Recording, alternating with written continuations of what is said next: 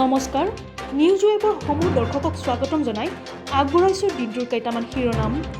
অসম চৰকাৰৰ এটা নতুন আঁচনিৰ জৰিয়তে ৰোগাক্ৰান্ত 1509 শিশু অভিভাৱকলৈ 50,000 টকাকৈ আৰ্থিক সাহায্য অনুদান স্বাস্থ্যমন্ত্ৰী ডক্টৰ হিমন্ত বিশ্ব শৰ্মাৰ।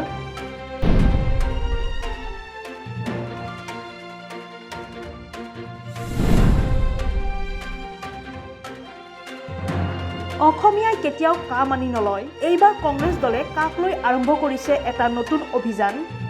কংগ্ৰেছৰ মতে কা কেতিয়াও বলবৎ হ'বলৈ দিয়া নহ'ব। 2021ত কংগ্ৰেছৰ চৰকাৰ পুনৰবাৰ আহিলে কা সম্পূৰ্ণৰূপে বাতিল কৰা হ'ব। কা আমি নামানো বুলি ৰিপুণ বৰাই প্ৰকাশ কৰে।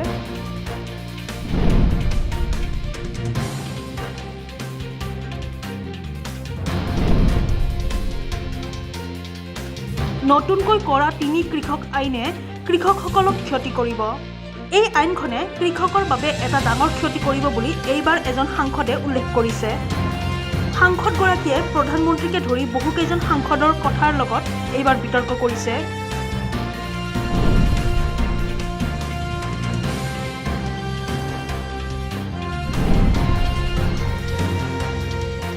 অহাকালি অৰ্থাৎ 22 ফেব্ৰুৱাৰীত প্ৰধানমন্ত্ৰী নৰেন্দ্ৰ মোদীয়ে সম্বোধন কৰিব অসমত এখন বিশাল জনসভাত। কোলাজানৰ বগীবিল পথৰ পিয়াং চিতলমাৰীৰ পথাৰত 22 ফেব্ৰুৱাৰীত প্ৰধানমন্ত্ৰী নৰেন্দ্ৰ মোদীৰ আগমনৰ প্ৰস্তুতিৰ বাবে মন্ত্ৰী হিমন্ত বিশ্ব শৰ্মা, মুখ্যমন্ত্ৰী সৰ্বানন্দ সোণোৱালকে ধৰি আন নেতাসকলেও উপস্থিত হৈ জনসভাখনৰ কাম কাজৰ অগ্ৰগতিৰ বুজ লৈছে।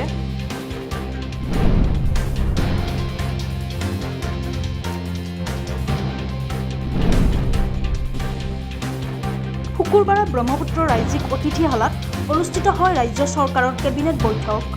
এই বৈঠকত লোৱা হয় কেইবাটাও গুৰুত্বপূৰ্ণ সিদ্ধান্ত। চাহ শ্ৰমিকৰ দৈনিক মজুৰি 167 টকাৰ পৰিৱৰ্তে 217 টকালৈ বৃদ্ধি। ৰাজ্যৰ মুঠ 580গৰাকী হাইস্কুল শিক্ষকৰ চাকৰি নিয়মীয়াকৰণৰ সিদ্ধান্ত। আৰু 57খন স্কুলত কৰ্মৰত 101গৰাকী কাৰিকৰী শিক্ষকৰ দৰমহা 28,000লৈ বৃদ্ধি। পঞ্চায়ত আৰু গ্ৰামোন্নয়ন বিভাগত 10 বছৰৰ অধিক কাল কৰ্মৰত কৰ্মচাৰীৰ চাকৰিৰ কাৰ্যকাল 60 বছৰলৈ বৃদ্ধি। ASDMৰ অধীনত কৰ্মৰত ডাটা অপাৰেটৰ চাকৰি নিয়মীয়াকৰণ। শ্ৰীমন্ত শংকৰদেৱ বিশ্ববিদ্যালয়ক 280 বিঘা ভূমি আবণ্টন। ঈশ্বৰীয় বিদ্যালয়ৰ বাবে 10 বিঘা মাটি আবণ্টন। বিশেষভাৱে সক্ষম লোকৰ বাবে 8,000 হুইল চকী ক্ৰয়ৰ সিদ্ধান্ত ৰাজ্য চৰকাৰৰ। বড়োলেণ্ডৰ বাবে সুকীয়া বিভাগ গঠনৰ সিদ্ধান্ত ৰাজ্য চৰকাৰৰ।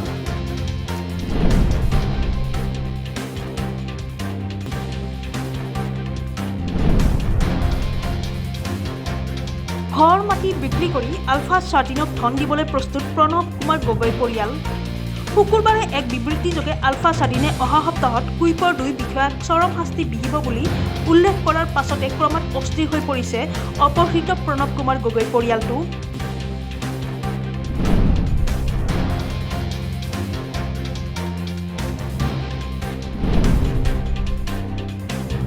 চীনৰ আধিপত্য ৰুধিবলৈ এছিয়া ইউৰোপক সংঘবদ্ধ হোৱাৰ আহ্বান মাৰ্কিন ৰাষ্ট্ৰপতি জো বিডেনৰ।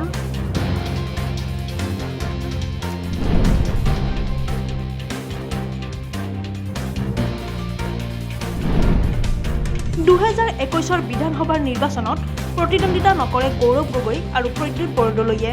এক বিশ্বস্ত সূত্ৰই দাবী কৰে যে সাংসদ গৌৰৱ গগৈয়ে 2021 বিধানসভা নিৰ্বাচনত 126টা সমষ্টিৰ ভিতৰত এটাৰ পৰাও প্ৰতিদ্বন্দ্বিতা নকৰে। এইখিনিয়ে আছিল আজিৰ দিনটোৰ গুৰুত্বপূৰ্ণ খবৰ। ধন্যবাদ।